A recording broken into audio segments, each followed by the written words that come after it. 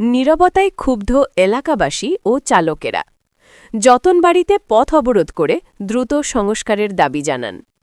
রানী construction সংস্থার মাধ্যমে জাতীয় সড়ক NH2 এর ৩৬ কিলোমিটার অমরপুর রাঙামাটি থেকে পাটিছড়ি পর্যন্ত রাস্তার কাজ চললেও বাস্তবে রাস্তাটি কোনোভাবেই নিয়মিত মেরামত করা হচ্ছে না বলে অভিযোগ। এর প্রত্যক্ষ প্রভাব পড়েছে নতুন বাজার, যতনবাড়ি, করবুক ও শিলাছড়ি এলাকার সংযোগ সড়কের ওপর। দীর্ঘদিন ধরে এই রাস্তাটি চরমভাবে বেহাল অবস্থায় পড়ে রয়েছে।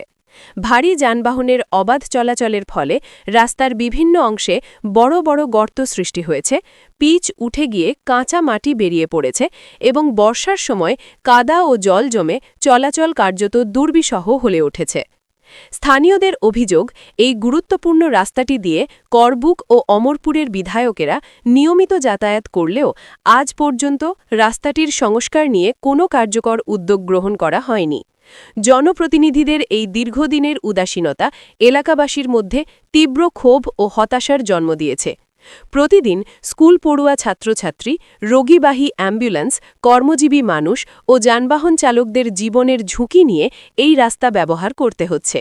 স্থানীয়দের দাবি, প্রায়ই ছোট বড় দুর্ঘটনা ঘটছে, কিন্তু তাতেও প্রশাসনের টনক নড়ছে না।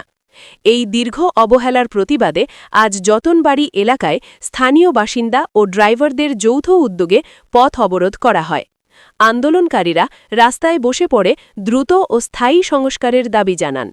অবরোধের ফলে যান চলাচল সম্পূর্ণ ব্যাহত হয় এবং গোটা এলাকায় উত্তেজনাপূর্ণ পরিস্থিতির সৃষ্টি হয়। এলাকাবাসীর স্পষ্ট দাবি, অবিলম্বে রাস্তার সংস্কার কাজ শুরু করতে হবে। তাদের বক্তব্য, শুধু আশ্বাস নয়, বাস্তবে কাজ শুরু না হলে আগামী দিনে আরও বৃহত্তর আন্দোলনে নামতে বাধ্য হবেন তারা।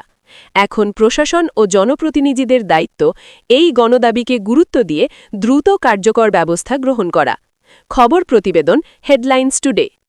15-20 मिनट में काम पकड़ेगा, 20 मिनट में काम पकड़ेगा।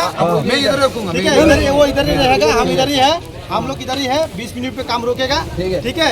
20 मिनट के बाद में काम नहीं स्टार्ट किया, बाद में आप लोग ठीक है, ठीक है।